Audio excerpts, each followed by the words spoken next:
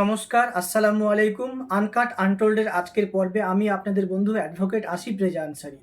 আপনারা জেনে গিয়েছেন মধ্যপ্রদেশের ইন্দোর শহরে ইতিমধ্যে ১০-এর বেশি মানুষ মারা গিয়েছেন।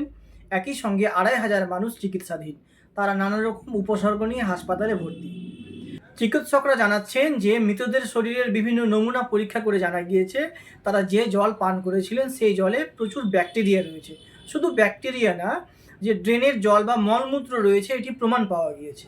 আসলে আমাদের দেশে পরিশ্রুত পানীয় জল বলতে যা বোঝায় তা কিন্তু সাধারণ মানুষ পায় না।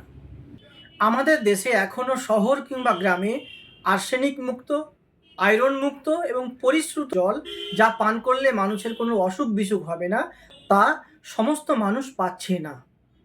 আসলে পরিসংখ্যানগতভাবে মানুষ কত শতাংশ এই পরিশ্রুত পানীয় জল পাচ্ছে কিংবা পাচ্ছে না তার মধ্যে একটা বিভ্রান্তি আছে।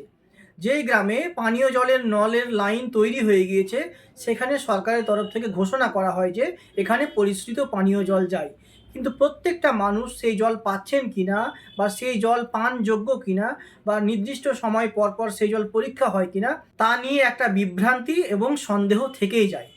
তার কারণ এই মধ্যপ্রদেশের এই ঘটনা আমাদের দেশের দুর্বল স্বাস্থ্য ব্যবস্থা বা পরিশ্রুত পানীয় জল সরবরাহের ব্যবস্থার যে মুখোশ তা উন্মোচন করে দিয়েছে। এবং দুর্ভাগ্যের বিষয়, একজন মন্ত্রী সাংবাদিকদের প্রশ্নের জবাবে এমন কিছু বলছেন যা অত্যন্ত অসংলগ্ন, অসাংবিধানিক এবং অত্যন্ত লজ্জাজনক।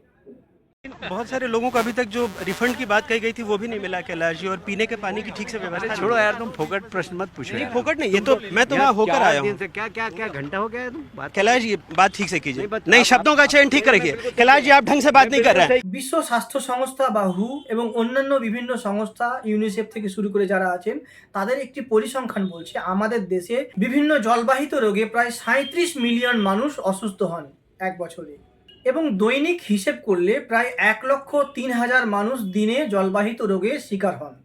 এবং ২০১৫ সালের একটি পরিসংখ্যান বলছে সেই বছর ৫ বছরের নিচে শিশু প্রায় ১,১৭,০০০ মারা গিয়েছে। এটি দৈনিক হিসেব করলে প্রায় ৩০০ জন। পরিশ্রুত পানীয় জল না হলে malaria, typhoid, diarrhoea, hepatitis B থেকে শুরু করে নানান রকমের অসুখ হতে পারে।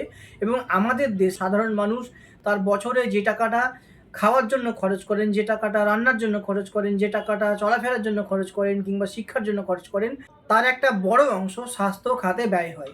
এই সমস্যা সমাধানের জন্য একটাই রাস্তা, আপনি যাকে নির্বাচিত করছেন, আপনি যাকে ভোট দিচ্ছেন, তার কাছে আপনি পরিষ্কার পরিচ্ছন্ন এবং পরিশ্রুত পানীয় জল আদায় করে নেবেন, এটা আপনার দায়িত্ব।